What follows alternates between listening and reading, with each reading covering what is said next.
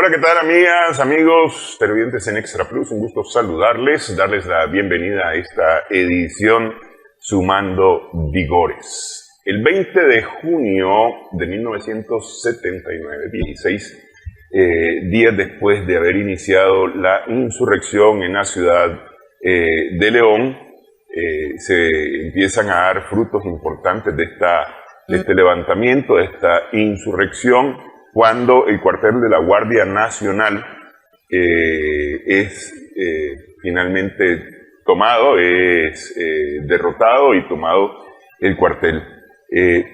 Esto marca un importante cambio, cambio en el rumbo de la guerra en León, pues la Guardia Nacional sale huyendo, prácticamente abandona la ciudad y se refugia en el llamado Fortín de Acosaco en las afueras de León. Un fortín que finalmente cae en los primeros días de julio, el 7 de julio del año 79. Por el hecho de haber logrado derrotar a la Guardia dentro de la ciudad, el 20 de junio del año 79 se considera que León es la primera ciudad nicaragüense en ser liberada de la dictadura. Y se convierte el 18 de julio en la primer capital de la revolución, cuando la Junta de Gobierno de Reconstrucción Nacional, que estaba disgregada dentro y fuera del territorio, se reúne y se juramenta en la Universidad Nacional Autónoma de Nicaragua, en la UNAM León. Y se convierte León en la primera ciudad, en la primera capital de la revolución, así como en algún momento fue la primera capital de Nicaragua varios siglos antes, durante la conquista, durante el periodo de la colonia española.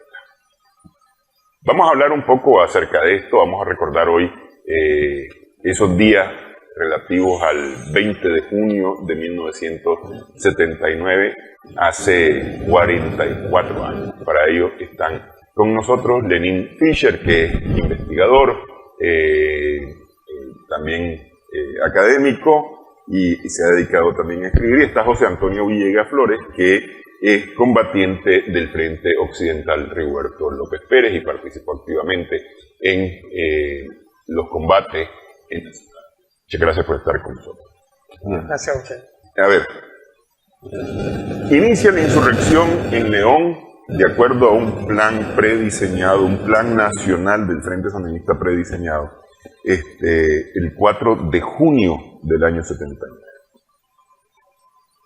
Estaban previstos varios focos por todo el país, ¿verdad?, para lograr disgregar en el mejor de los casos las tropas, medios y fuerzas de la Guardia Nacional para ir infringiendo golpes e ir tomando ciudades. Esa es la lógica de la insurrección, que arranca días antes, días después, en distintos puntos del país.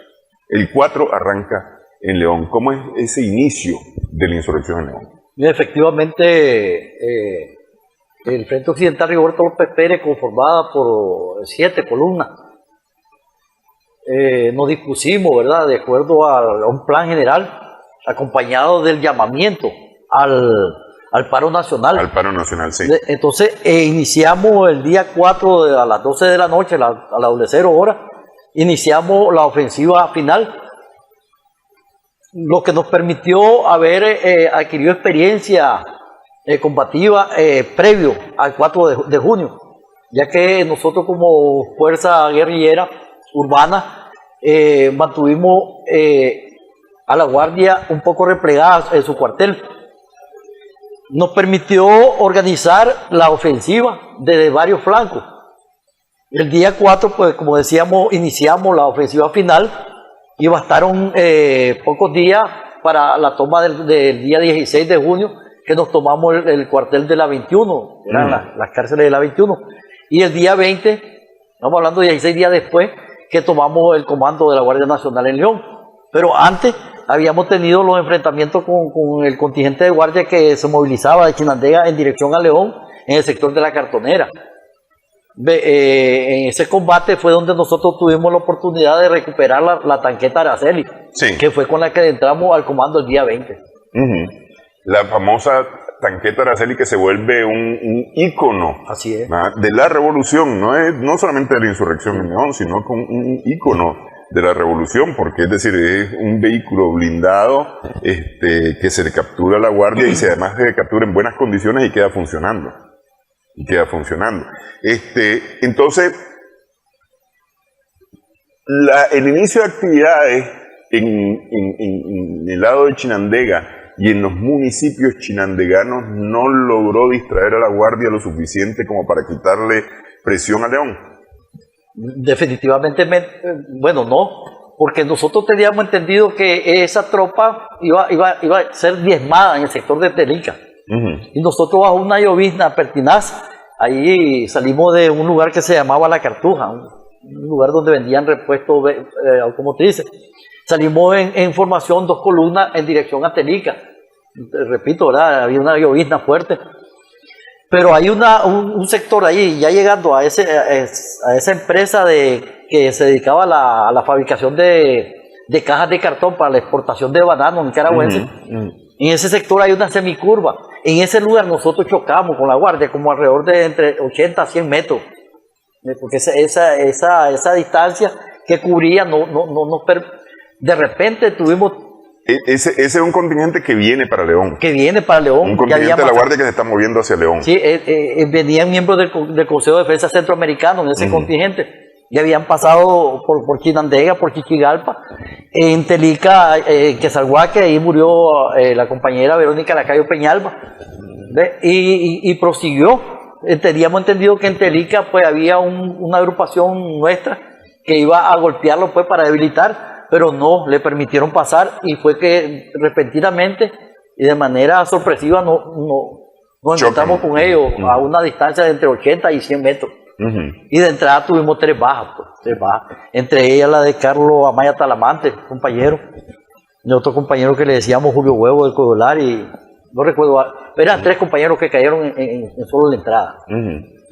Entonces, al momento de iniciar el combate con ellos se echaron de retroceso y se metieron. No es que ellos estaban pernoctando allí en la Cartonera, sino que ellos aprovecharon ese espacio para tomárselo, pues. Sí. Entonces nosotros lo estuvimos asediando varios días, hasta que logramos incendiar por la parte noroeste de la edificación. Estaba el panel central, que fue donde comenzó el incendio. Pero desgraciadamente fue un error, pues, porque la verdad que la guardia ya había abandonado ese lugar. Nos percatamos posteriormente que la guardia había salido por puntos ciegos, donde la posta no logró verlo. Sí. No fue una tragedia, porque era una empresa que producía, pues, y que la verdad no se logró nada. Sí, más que la captura, recuperar la tanqueta que la dejaron sin el cerrojo. Casualmente por eso fue que con un cincel y un martillo se golpeaba, porque ellos le quitaron el cerrojo. Sí, para dejarla infuncional. Así es. Sí, pero bueno, al final de cuentas siempre continuó funcionando. Una cosa es la participación de fuerzas centroamericanas en el conflicto, ¿verdad? Que responden a un acuerdo que se ha firmado. Justamente hay que recordar el contexto. Estamos hablando que está en manos de fuerzas militares prácticamente todo el norte de Centroamérica. Hay un general en Guatemala, en Honduras igualmente, en El Salvador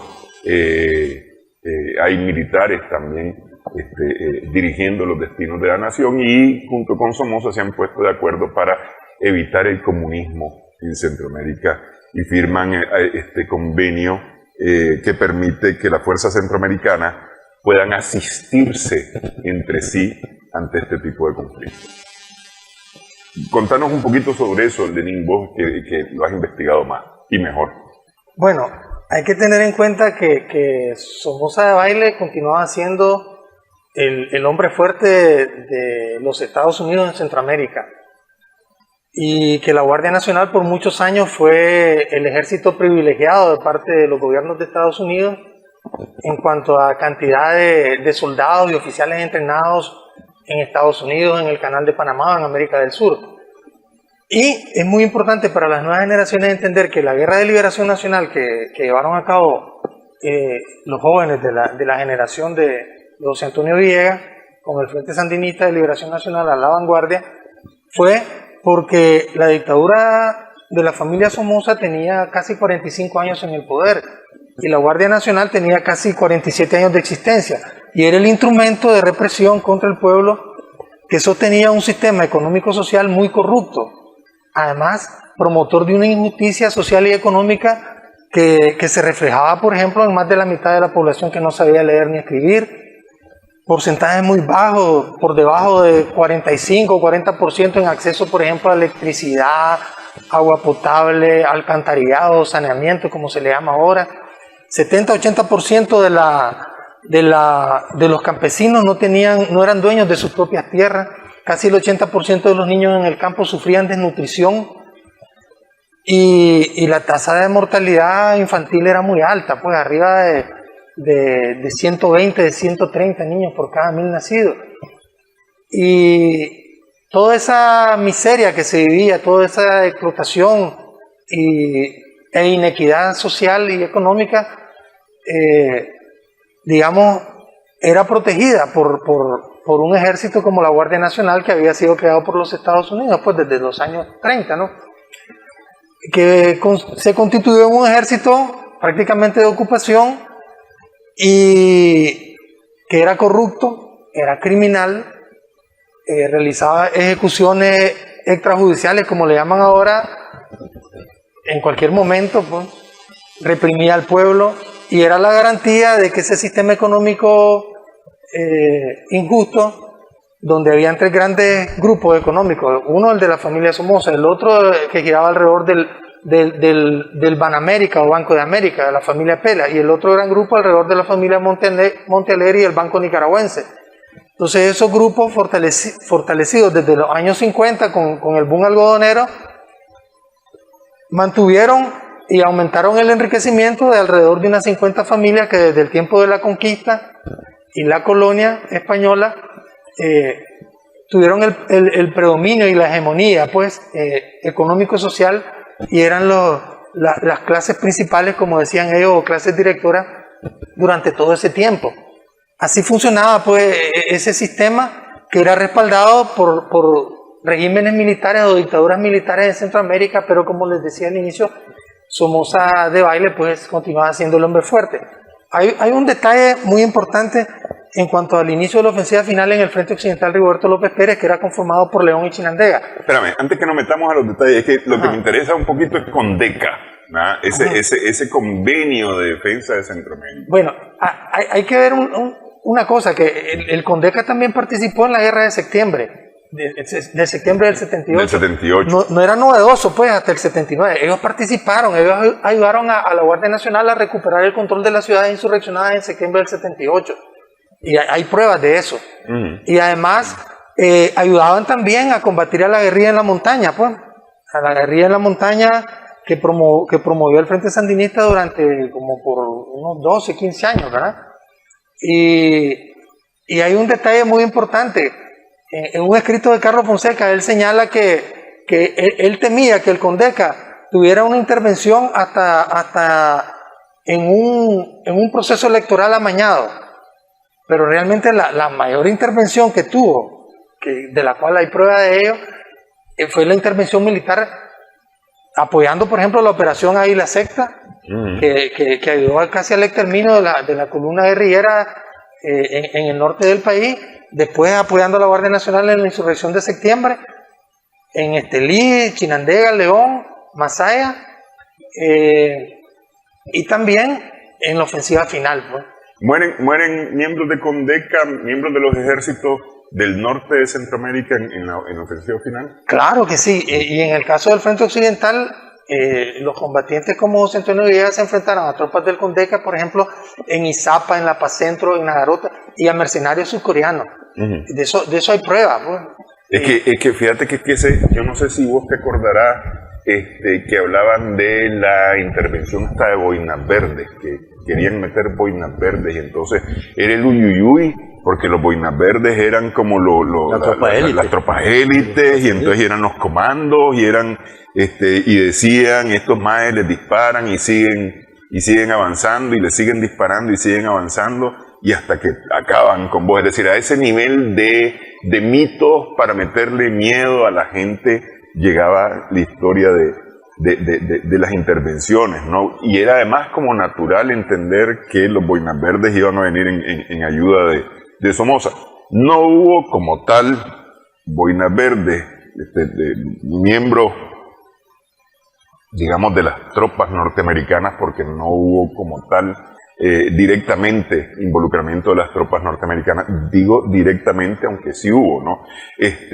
Pero sí era gente que se había entrenado y que incluso miembros de Condeca, miembros de la Guardia Nacional, habían participado en Vietnam, sí, y tenían las experiencias de Vietnam, y para ellos eso era importantísimo, porque estábamos hablando de un movimiento guerrillero en Nicaragua muy parecido al movimiento guerrillero de la liberación de Vietnam, ¿verdad?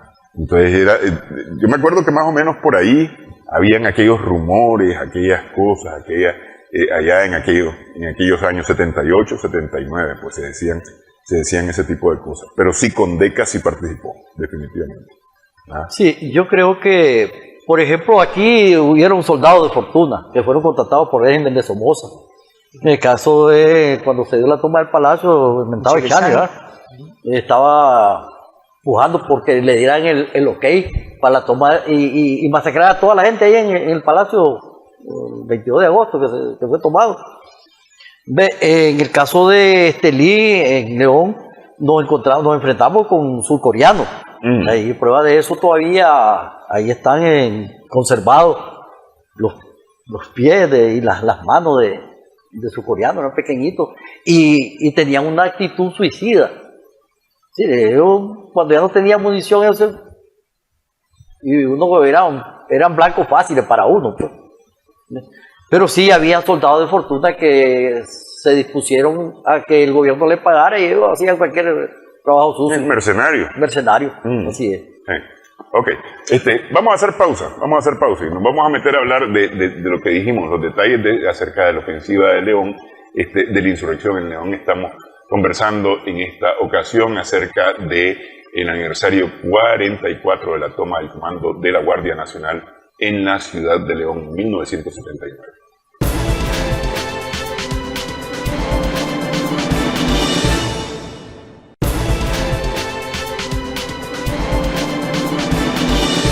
Continuamos sumando vigores en Extra Plus. Estamos conversando acerca de la toma del comando de la Guardia Nacional en León el 20 de junio de 1979, hace 44 años, que marca el derrotero de León, que se convierte en la primera ciudad capital de la revolución de la Revolución Popular Sandinista en el año 1979, justamente. Estamos conversando con José Antonio Villegas Flores, miembro del Frente Occidental Rigoberto López Pérez, que combatió en León, y con Elin Fischer, investigador,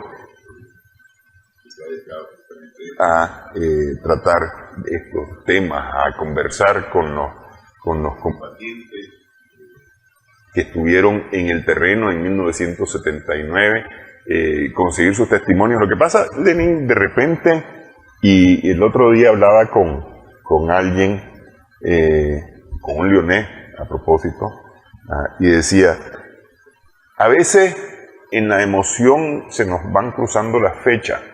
Lo que nos queda claro son los hechos como tal. Se ocurrieron antes, se ocurrieron después. Ese es un asunto distinto, ¿no? Pero es decir, vamos conservando los hechos y recordando los hechos, y tenemos esa vivencia de los hechos, y cada uno desde su perspectiva, además, ¿no? Pues porque, por ejemplo, no sé, te recordarás cómo fue la toma de la Cartonera, ¿ah? Pero no tenés esos mismos detalles con la toma del cuartel de la Guardia, o a lo mejor sí con la toma de la 21, ¿ah? Pero no con el cuartel, porque estabas en otro lado y fue una vivencia distinta. Es decir, esa es una cosa interesante, y yo no sé cómo has logrado ir combinando o ir hilvanando estas historias contadas de a pedacitos. Bueno, realmente me he dedicado pues a investigar, a preguntar, a entrevistar, a escribir, a leer, a estudiar y a interpretar los hechos, sobre todo porque los hechos los debemos interpretar. Por ejemplo, la liberación de la ciudad de León, ¿por qué es muy importante? Primero, significó el primer territorio libre de Nicaragua, digamos, en términos de relevancia. La primera ciudad liberada y la primera cabecera departamental liberada. Después de todo, sigue siendo la segunda ciudad en importancia pues, para el país. El otro elemento es que esa liberación de la ciudad de León representa la primera victoria militar del Frente Sandinista sobre la Guardia Nacional con carácter estratégico. No hay ninguna victoria militar de importancia estratégica que supere a la de León. No la hay. Podemos comparar con cualquier otra acción, pero derrotar a la Guardia Nacional en una ciudad bajo la tesis insurreccional de las ciudades, eso se demostró por primera vez en León. Se demostró que se le podía derrotar, porque en septiembre en ninguna de las ciudades insurreccionadas se logró derrotar a la Guardia Nacional, ni en abril en Estelí, ni en mayo en Jinotega. Pero en León se logró demostrar la derrota de la Guardia Nacional, porque los guerrilleros lograron tomar el control de todas las posiciones de la ciudad, pues, e hicieron un ejercicio de gobierno municipal. El otro elemento es que esa victoria de relevancia, ya lo señalaba José Antonio Villegas, rompe el equilibrio. Y el mismo Anastasio Somoza Debayle en su libro Nicaragua traicionada por él, ¿verdad? Y por la oligarquía siempre, señala que la derrota de León significó el inicio del desmoronamiento de la situación militar de la Guardia Nacional. Y es más, el 16 de junio, el Estado Mayor de la Guardia Nacional, Somoza Debayle, le da la orden a Gonzalo Evers, que dirigía las tropas de la 12ª compañía, porque así le llamaban a la Guardia Nacional en León, 12ª compañía, de que abandone el cuartel y se dirijan al Fortín. Esa es una orden que viene desde el alto mando.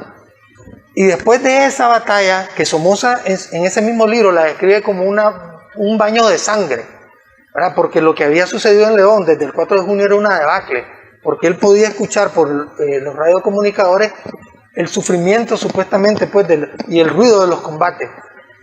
Y entonces, cuando se da ese rompimiento del cerco por parte de la Guardia Nacional, que quiere huir al Fortín de Acosaco, y se da esa batalla prácticamente cuerpo a cuerpo,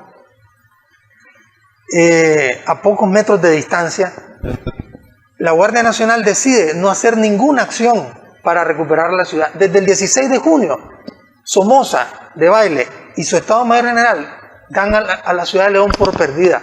Eso es algo que está registrado en ese libro.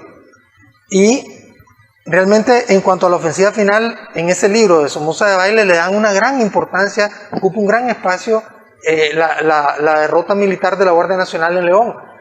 Pero la mayoría de los estudiosos, los investigadores, los ideólogos, los políticos, los analistas políticos, los historiadores de Nicaragua, que son incluso de tendencia revolucionaria sandinista, han obviado ese hecho. Otro elemento muy importante, que al ser tomada la ciudad, se convierte en la cabeza de playa que el Frente Sandinista necesitaba, que pensaba que podía ser en la frontera sur, que pensaba que podía ser en la ciudad de Rivas, pero no sucedió así, nadie lo esperaba. De hecho, en ninguna parte del plan general de la insurrección, cuando usted lee, por ejemplo, libros como La epopeya de la insurrección de Ortega Saavedra o Un pueblo en armas de Núñez Telles, León juega un papel secundario. Ahí están en los párrafos descritos. Se pensaba que en el frente occidental León iba a impedir refuerzos hacia Chinandega, que iba a impedir refuerzos desde Managua hacia Chinandega o desde el norte hacia Chinandega, que los guerrilleros iban a asediar a las fuerzas de la Guardia Nacional en León para que no se desplazaran a Chinandega a reforzarla. Pero nunca se contempló que las fuerzas de León, del frente occidental, avanzaran hacia Managua. Más bien el papel principal como digo, está en esos libros, se lo da al Frente Norte, suponían que iba a ser la fuerza principal, que iba a empantanar a la Guardia allá, y al Frente Sur, que también iba a empantanar a la Guardia Nacional en el sur. Y en el caso del Frente Norte, por la tradición de lucha de Sandino en las montañas de la Cebolla, ese podía ser el escenario principal. Así lo dicen. Es más, se contemplaba, por ejemplo, de que la columna de Jacinto Hernández del flanco sureste del Frente Sur, flanco sureste, creo que le dieron el nombre de Ernesto Medrano, creo, si no me equivoco, esa columna de Jacinto Hernández iba a avanzar hasta el Rama, y de ahí se iba a unir con el Frente Sur Oriental de Chontales y Huaco para avanzar hasta Managua. Pero en ninguno de esos textos en el plan general se contemplaba que de León avanzarían a Managua, como efectivamente sucedió el 19 de julio. Pues. El que más se aproximó a eso fue Raúl Venerio, que era uno de los jefes terceristas aquí en Managua y que dio declaraciones en Visión Sandinista, en 19 Digital, donde él habla que contemplaban la insurrección de los barrios occidentales de Managua, previendo tener una retaguardia en el occidente del país, porque ellos estaban convencidos, así lo dice, tenían la certeza de que las ciudades de León y Chinandega iban a ser tomadas rápidamente por la fuerza guerrillera del Frente Sandinista ahí, pero él decía, porque hay menos militares, menos efectivos de la Guardia Nacional, pero León, por ejemplo, mantenía entre 1.500 y 1.600 hombres de la Guardia Nacional y con los refuerzos llegaba hasta 2.000. ¿Qué sucedió? En Chinandega inicia la ofensiva final del Frente Occidental el 2 de junio y es aplastada pues, el intento de rodear el cuartel. Ahí es donde las fuerzas de Lenín Fonseca, que comandaba ese ataque en el día, durante el día, pues esa fecha, 2 de junio, son derrotadas, mueren como 14 compañeros, se retira Lenín Fonseca y vuelvan a intentar entrar a la ciudad el 3 de junio y caen en combate junto a otros 5 compañeros. O sea que la ofensiva final en el occidente del país inicia con ese traspié que Somoza de Baile lo describe en su libro como que el jefe de la plaza de la Guardia Nacional allá en Chinandega despedazó el intento de rodear el cuartel. Algo de eso también dice Dinotepe, pero eso no fue lo que sucedió en León, en Masaya, en Matagalpa y en Estelí, donde sí la guerrilla sandinista logró rodear a los cuarteles. Lo que pasa es que en el diseño, me parece a mí, en el diseño de la ofensiva, el diseño teórico de la ofensiva, porque hay un diseño teórico primero, hubo varias consideraciones, por decir algo. Managua, se consideraba que Managua era 10 días de enfrentamiento, pero lo sumo, pues 10 días de enfrentamiento y ya salir, porque la idea era traer fuerzas hacia Managua para poder disponer de fuerza alrededor de Managua y luego caer sobre Managua. Esa era la idea original, pero al final de cuentas las cosas no ocurrieron así. Managua se tarda más de 15 días, la gente se empieza a quedar sin municiones, empiezan a escasear los alimentos, y se toma la decisión de repliegue, que se convierte en un movimiento estratégico importante y además victorioso. Es decir, que en vez de ser una derrota, porque normalmente retirar a tu tropa es como aceptar una derrota, pero se convierte al contrario en una victoria, pues porque permite aglutinar fuerza justamente para poder dar un contragolpe más tarde. Pero había teoría de la ofensiva, efectivamente. Pero vos decías una cosa que me quedó así sonando en la cabeza. Una cabeza de playa, al convertir a León en una cabeza de playa, pero es que nunca hubo una invasión. No, lo que pasa es que la ofensiva final tuvo elementos invasionistas, fuerzas guerrilleras desde Honduras entrando hacia el departamento de Chinandega, ¿verdad? Que no tuvieron el efecto esperado en la propia ciudad, pero liberaron municipios del norte de Chinandega.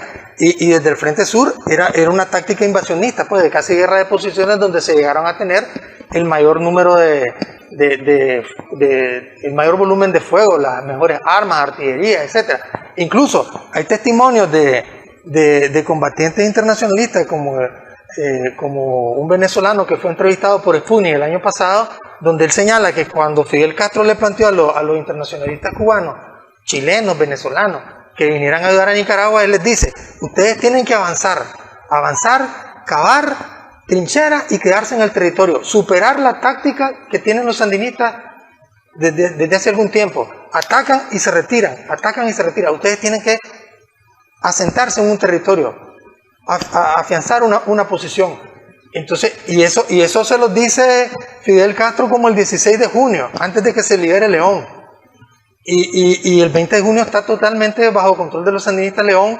Y al día siguiente tuvo tal impacto en Estados Unidos que el secretario de Estado, pues, digamos, el ministro de Relaciones Exteriores de Estados Unidos en esa época, Cyrus Vance, hace la propuesta de que se forme una comisión interamericana, una brigada interamericana, de fuerza interamericana, para venir aquí a Nicaragua, seguramente a mediatizar el conflicto, a impedir el derrocamiento de la dictadura somocista. Pero todo eso fue opacado por el asesinato de Billy Stewart. Pero el asunto es que ninguna revolución triunfa a base de repliegue o de retirada. Las revoluciones triunfan porque los pueblos dirigidos por alguna vanguardia político-militar va a la ofensiva y va hacia adelante. Y entonces, ¿qué sucede? Que se convierte cabeza de playa, digamos, en el sentido, ahora le llaman cabeza de puente también, de territorio liberado para asentar un gobierno revolucionario. Fíjense qué detalle.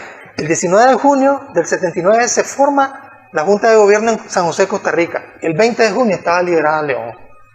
Ahora, otro detalle importante. El 16 de julio, desde el Comando Palo Alto en Costa Rica, la Dirección Nacional Conjunta ordena a todos los frentes de guerra avanzar sobre Managua. Esa era la orden del día, 16 de julio. Mire, el 16 de julio en la noche se da el último combate en La Paz Centro. Ya el Frente Occidental estaban en La Paz Centro, ¿verdad? Ya estaban combatiendo a la Guardia Nacional en Izapa, ¿verdad? Y ya para el 17 de julio, amanecer 18, ya toman Nagarote. Pero para ese momento, cuando la Dirección Nacional desde Costa Rica da la orden de avanzar sobre Managua, no hay otro frente de guerra que haya hecho eso. Hay teoría, dice usted, en los planes generales. Lo más lógico es pensar, León y Masaya son ciudades que están relativamente más cerca de la capital. Desde ahí dirijamos el avance. ¿Por qué tengo que pensar que voy a ir hasta el Rama? A llegar hasta el Rama para después avanzar sobre Managua. No suena muy lógico, pues, de alguna manera. El punto es que esa victoria del Frente Sandinista, la primera en importancia estratégica, insisto yo, pues, que tuvo sobre la Guardia Nacional, permite que se declare capital de la revolución en la fecha que usted señaló, pues el 18 de julio, ante el rector Mariano Fallo Oyanguren y ante el obispo de la ciudad de León, Manuel Salazar, y se convierte, y esto es muy importante, en la mayor hazaña colectiva que el pueblo leonés, que León haya hecho en sus 500 años de historia, porque la historia es continua, pues. Digamos, ayer se cumplieron 499 años de fundación de la ciudad de León. Y hoy se están celebrando 44 años de la liberación de nuestra ciudad. No hay ninguna victoria militar de la ciudad de León ante ningún adversario que la haya invadido, sea el pirata de Ampier, sea Malespín y Guardiola de Honduras, o sea Durón, que se compare a lo que hizo la generación de jóvenes, como José Antonio Villegas y el Frente Sandinista, derrotando a la Guardia Nacional. Por eso, para mí, es la hazaña colectiva más importante. En términos individuales, seguramente la hazaña más importante desde el punto de vista individual es la de Rigoberto López Pérez, pero colectivamente la liberación de León el 20 de junio se convierte en la hazaña colectiva más importante. Eso creo yo que ha sido obviado por los historiadores nuestros. Creo que incluso cuando usted ve los videos de cuando los dirigentes de la Junta de Gobierno, los miembros de la Junta de Gobierno se dirigen al pueblo después de salir del Paraninfo, es extraño que no se hace ninguna mención a León, más bien se menciona a Managua. En un momento, creo que fue Robelo el que mencionó que era capital provisional de la ciudad, pero como le digo, lo importante es interpretar los hechos. Una vez que se obtienen de testimonios, de entrevistas, de lecturas, de revisión, lo importante es interpretarlo. Estábamos comentando nosotros que el 19 de junio, entre el 17 y 19 de junio, es cuando filman a combatientes sandinistas de León disparándole al comando departamental. Eso lo filmaron los periodistas mexicanos de 7 días. Si ellos se hubieran quedado en la ciudad unas 24 horas más, o un poco menos, logran filmar el asalto final que se dio el 20 de junio en la mañana. Lo hubieran filmado, pero no se quedaron más tiempo. Tal vez les faltó el olfato periodístico, tal vez por la falta de conocimiento militar. Pero prácticamente el cuartel estaba por caer, pues, porque ahí se quedaron como un poco más de 30 guardias nacionales dentro del cuartel que no pudieron salir porque la batalla que dieron estos jóvenes, como José Antonio Villegas, fue una batalla muy fuerte, que incluso hay una crónica de la prensa del 16 de agosto de 1979 que dice que en ese combate solo un guerrillero sandinista disparó. Así lo dice, fíjense. Es increíble, o sea, eso no fue la realidad. El mismo Somoza dice que fue un baño de sangre. Y todos los testimonios de los participantes dicen que fue un combate muy cruento. Y hubo heridos, compañeras heridas, compañeros heridos, hay compañeros lisiados. Cayó en combate en el sector de Guadalupe el compañero Ariel Pérez Salinas, fue uno de los que cayó combatiendo ese día, 16 de junio. Y esos son, digamos, los 5 o 6 elementos que caracterizan la importancia de la liberación de León, que lastimosamente historiadores, libros, ensayos, analistas, periodistas han obviado, ¿no? Han ocultado, y creo que en este sentido, para entender lo que sucedió en León, hay que guiarse, y eso he tratado de hacer, por las pistas que dio el maestro Aldo Díaz Lacayo. Hay que interpretar la historia, esa historia oculta, esa historia negada, esa historia de alguna manera críptica, para sentir pertenencia o pertinencia con esos aspectos de la historia de Nicaragua, para mejorar nuestra identidad como ciudad, como departamento, como país, como nación. Vamos a hacer pausa en esta edición. Estamos sumando vigores en Extra Plus.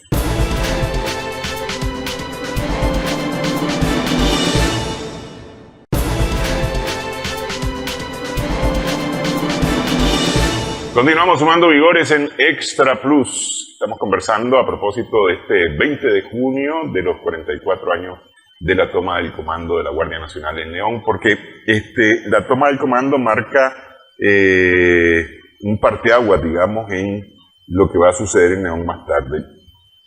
El fortín de Acosaco se convierte, como efectivamente es, en una fortaleza que se defiende por todos los medios posibles, habidos y por haber. Yo supongo que en algún momento tiene la Guardia la intención de recibir refuerzos y poder armar una contraofensiva para tomar o retomar León. Yo supongo que esa es la idea, de mantener ese punto que es el fortín de Acosaco. Pero la ayuda nunca llegó, más bien se fue desgastando ante un asedio permanente de más de 15 días. Más de 15 días. 17 días. Sí, hasta que finalmente rompen el cerco, pero para huir. Sí. Sí, es decir, las tropas que habían abandonado el cuartel en León y se dirigieron al fortín de Acosaco, bajo esa promesa de mandar refuerzos, de que iba a regresar Gonzalo Eber Vallecillo, Vulcano, ellos quedaron esperanzados, porque él salió huyendo en un helicóptero que de manera vertical bajó a la plataforma del fortín, alzaron vuelo y se desapareció. Nunca regresó Vulcano. Entonces la tropa ya diezmada, cansada, sin alimentos, sin agua, sin energía eléctrica. Entonces hicieron lo mismo que habían hecho en el comando, pues. Abandonaron la guarida y salieron en dirección al Chagüe, donde cometieron crímenes, y avanzaron en dirección a Managua, paralelamente a la carretera que conduce a esta ciudad, a Managua.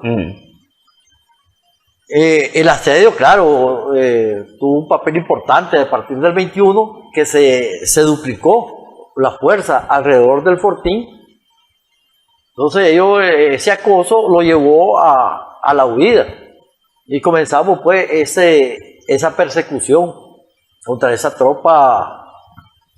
Ok, pero el asedio, es decir, el asedio no es solamente que el fortín quedó rodeado y aislado, es decir, hay enfrentamiento todo el día, todos los días, mientras dure el asedio, es decir, se dispara desde el fortín y reciben disparos hacia el fortín. ¿Qué sucede en el resto de León mientras tanto? Bueno, mientras tanto se organizaron unidades de combate para frenar cualquier intentona pues, de contraofensiva por el lado de carretera Managua hacia León, por el lado de León hacia Chinandega y algunos otros lugares. Por ejemplo, en el caso de León, allá en Poneloya, pues ahí sobre la carretera Poneloya, había unidades de contención pues por un desembarco naval ahí por el lado de las playas de Poneloya y Las Peñitas. Hubieron pues varias actividades, acciones militares preventivas a que no hubiera refuerzo hacia León. La verdad es que la Guardia no penetró León, ni yendo de aquí de Managua hacia León, ni de Chinandega, porque fueron sorprendidas pues, las tropas. Y la verdad es que nosotros estábamos en una posición incómoda. La Guardia estaba en lo alto, tenía una mejor posición. Nosotros íbamos avanzando, buscándolo a ellos. Pero como te digo, es una tropa desmoralizada totalmente, entonces optaron por huir, ¿ves? Y asesinar gente civil, niños, ancianos, en esa huida por el sector de la comarca del Chahue, que está en la parte sur de lo que fue el fortín de Acosasco. En la ciudad de León ya no hay combates después del 21. No, ya no. Ya se acaban los combates y comienza la organización de la población. Así es. Porque es decir, entiendo yo que ya empiezan los primeros gobiernos locales en ese momento a funcionar y establecer orden, pues, porque hay que establecer orden. Pues fíjate, mira, hay algo importante en relación a eso que preguntás. El Movimiento Pueblo Unido, el MPU, organiza la parte organizativa de garantizar alimentos para la población, darle seguridad. Pero lo importante es de que de León hacia los otros frentes de guerra comenzó a surtir de alimentos a los otros frentes de guerra. El caso del Frente Norte, el caso de la gente aquí del norte de Chinandega. Entonces León además proveyó alimentos de manera organizada a esos sectores. Y nosotros tuvimos también la capacidad de movilizarnos. Es decir, después de la cartonera, que es entre el 7 hasta como el 10 de junio,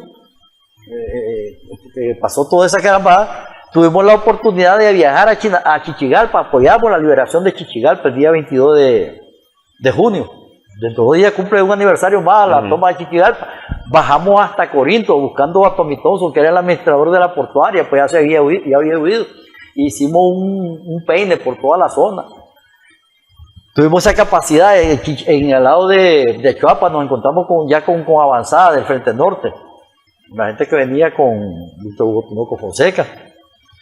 Y de tal manera pues que tuvimos una capacidad operativa de lograr llegar a más allá. Pues. Sí. Entonces, en este caso, León jugó un papel súper determinante para lograr tener ese título de primera capital de la revolución. Ya se instaló la Junta de Gobierno para Paraninfo de la UNAM y bueno, nosotros ahí recibimos. Ya fue sobre una ciudad organizada, no era una ciudad en caos, pues, no, sino que ya estaba organizada, pues. Es decir, digamos, lo único que hacía falta para tener León en total control era el fortín de Acosaco, cosa que ocurre hacia los primeros días de julio, pues el 7 de julio. Exactamente, el 7 de julio. Cae el fortín de Acosaco, ¿no?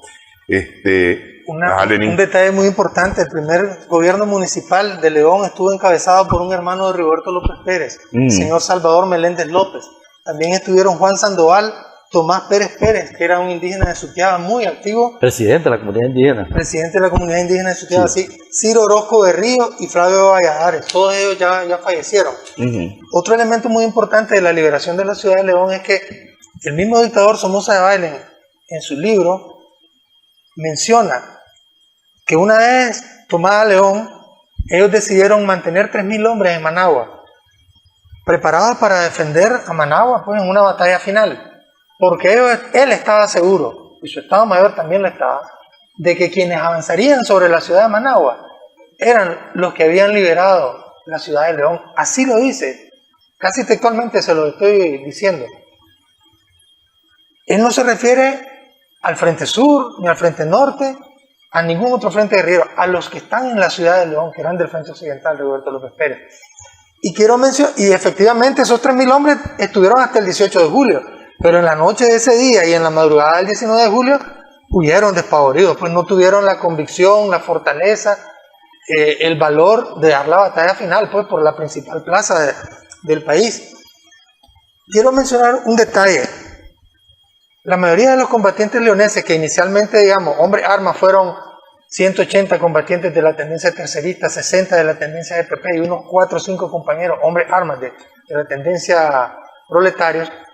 Esa cantidad se multiplicó como por 10 o más veces, porque llegaron a ser hasta casi 2.000 combatientes. Casi 1.000 de ellos entraron a Managua, como describió José Antonio Villegas, el 19 de julio en las primeras horas de la mañana hasta llegar a la loma de Tizcapa. De eso hay videos y los pueden presentar en este programa. Hay videos que muestran cuando los primeros combatientes encabezados por Óscar Cortés Marín, el Chele Marcos y Noel Antonio Murillo Toruño, que era llamado el comandante cero, ellos son los primeros que encabezan el desplazamiento de esos compañeros en la loma de Tizcapa. Y hay fotografías del Chele Marcos y Leopoldo Rivas en el archivo personal de Somoza, pues.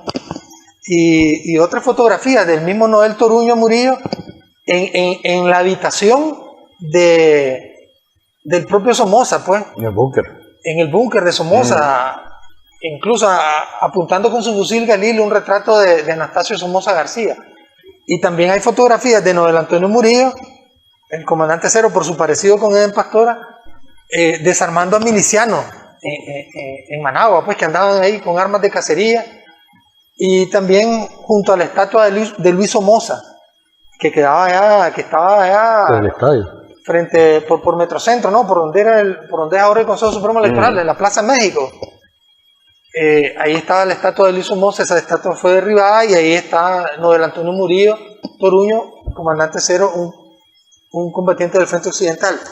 Entonces, dentro de todos esos combatientes, yo quiero mencionar a 5 niños. Rodrigo Hernández Cisne, le decían Pepesquín porque era parte de los 4 hermanos Pepescas del sector de San Felipe. Él murió en 1989 combatiendo a narcotraficantes en el Mar Caribe. Era parte del Ejército Popular Sandinista, así era, ¿no? El otro niño que participó en la ofensiva final en León fue Francisco José Zavala Montes, que le decían el Pony.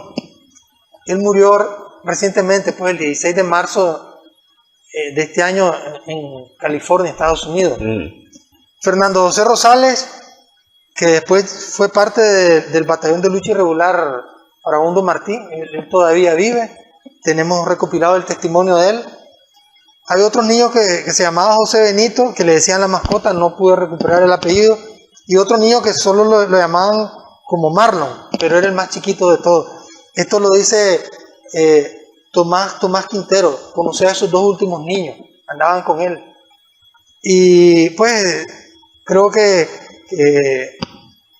esta es una manera pues de rendirle homenaje a esos niños destacados, incluso a Francisco José Zavala Montes, que anduvo mucho tiempo con el Chele Marcos, Óscar Cortés Marín y con Fanor Urró, que Fanor Urró era el miembro del Estado Mayor que dirigió el asedio del comando departamental y de la cárcel La 21, y que después cayó en Nagarote, pues combatiendo a la Guardia Nacional.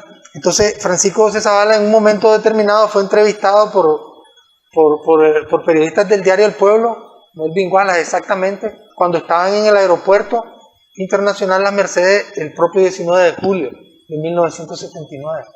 Y hay varias fotografías de él, incluso en ese video donde se muestran a combatientes del Frente Occidental Rigoberto López Pérez entrando a los cuartos de la EBI, abriendo los lockers, los closets de la Guardia Nacional. Hay un momento en que filman a Francisco Zavala Montes, el Pony, cambiándose bota, y el periodista norteamericano que va relatando dice que por primera vez se está poniendo botas nuevas a lo largo de un año de lucha, pues. Eran botas nuevas recuperadas a la Guardia Nacional. Ok,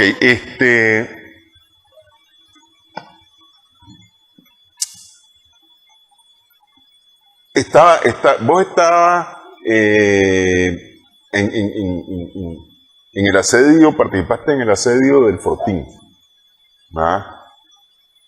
Cuando se dan cuenta que ya la Guardia no está, porque el asunto es que la Guardia simple y sencillamente dejó de estar en el Fortín, no es que hubo un movimiento y asaltaron el Fortín. La Guardia se fue. La Guardia va abandonando. Y se fue y dejó ahí botado todo. ¿Verdad? ¿Cuál es la sensación, cuáles son los sentimientos en ese momento?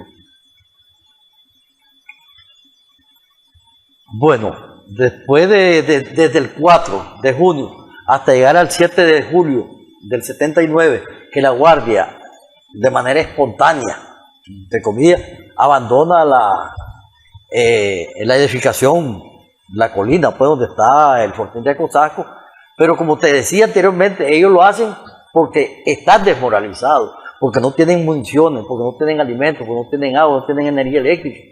Entonces no les queda otra alternativa. Ellos se sintieron abandonados por Gonzalo Eber, porque les prometió regresar con apoyo para evacuarlo, y nunca hubo tal cosa.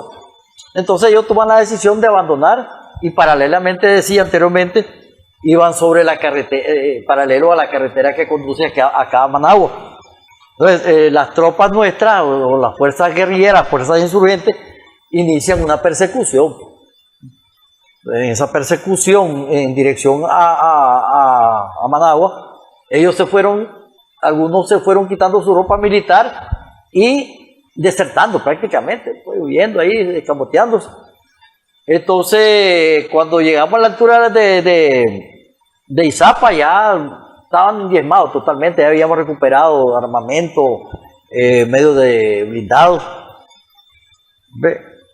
Y se dan pues los hechos ahí en Izapa, en el empalme de Izapa, donde allí pues tuvimos la presencia de soldados de Condeca, todos esos muchachos jóvenes de 16, 17 años, ahí cayeron. Ahí todavía creo que están, ahí lo enterraron con una pala mecánica, hay un poco de cadáveres que habían ahí, lo que es el triángulo, pues, de dividir ahí todo el Izapa.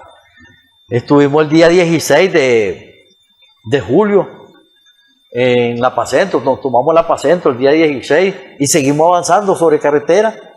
El 17 por la noche, amanecer 18, nosotros estábamos tomando, después de haber pagado caro, pues, la toma del comando de Nagarote, ya que ahí murió nuestro compañero Juan Urró, Jaime, Mariano, y otros compañeros del Coyolar, la Chatalinarte, el Rencopompe, varios compañeros pues murieron ahí desafortunadamente, y nosotros pues seguimos avanzando, nos íbamos en camiones, nos íbamos en vehículos, volando patas, pues así llegamos hasta Ciudad Sandino, como decía, ¿verdad? El día 18 nosotros estábamos en Ciudad Sandino, pero nos estaban bloqueando ahí el avance sobre Managua.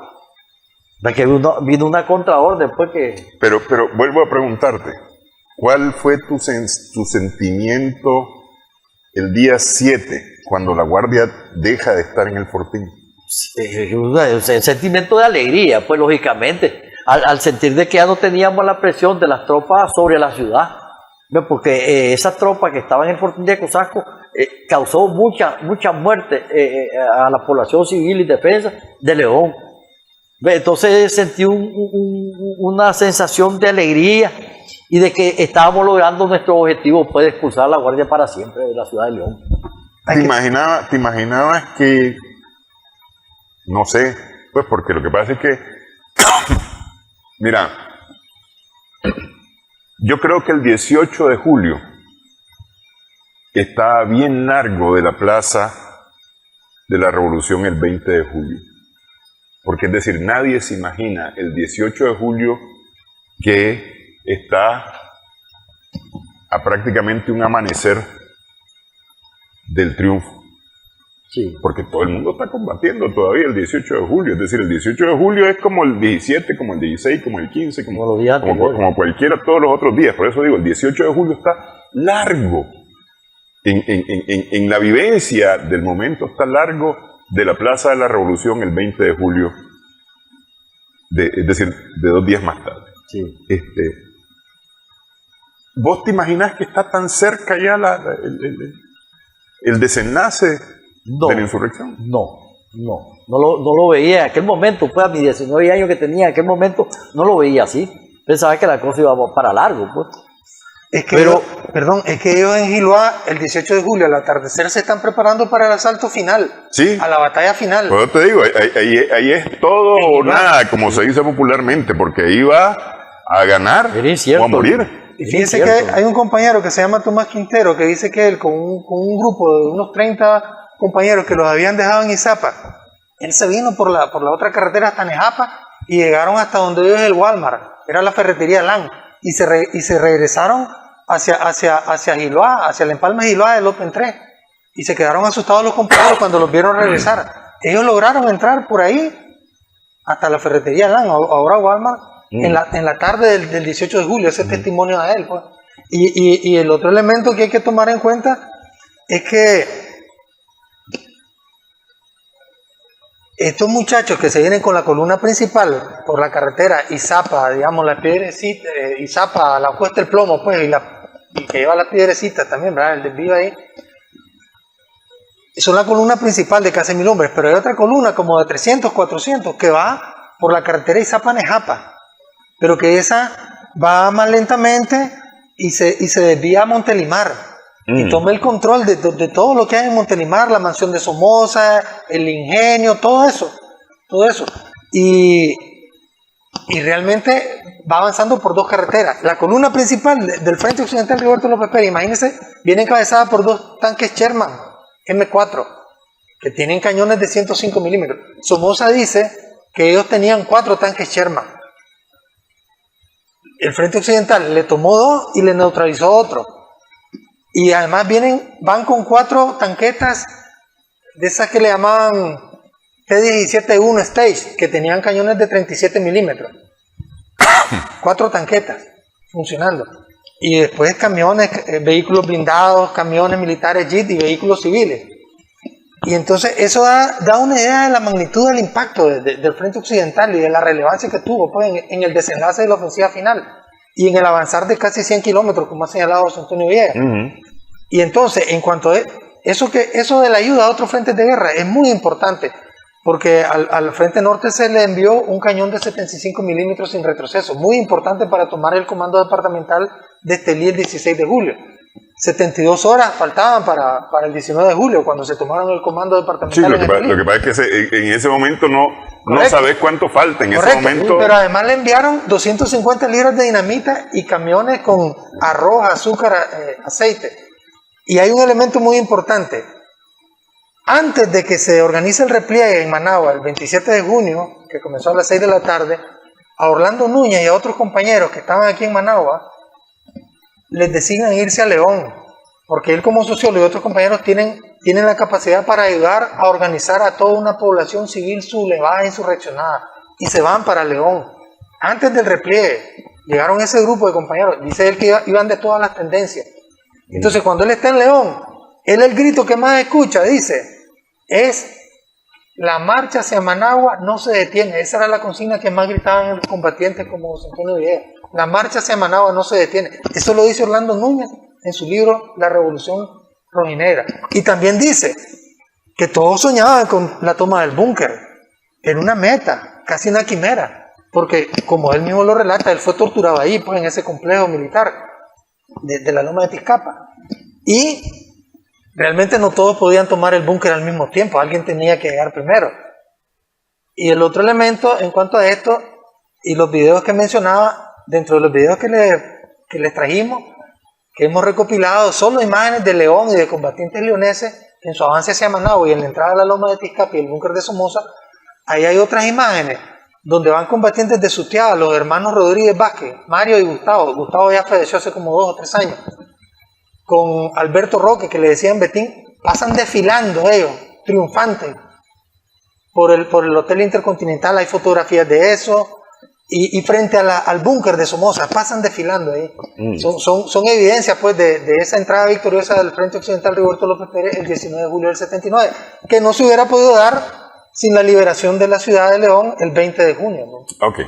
Quiero agradecerles que hayan estado con nosotros. El tiempo se nos terminó. Muchísimas gracias por haber testimonios, por los resultados de tus investigaciones, Lenín, acerca de este hecho tan importante en la historia de Nicaragua.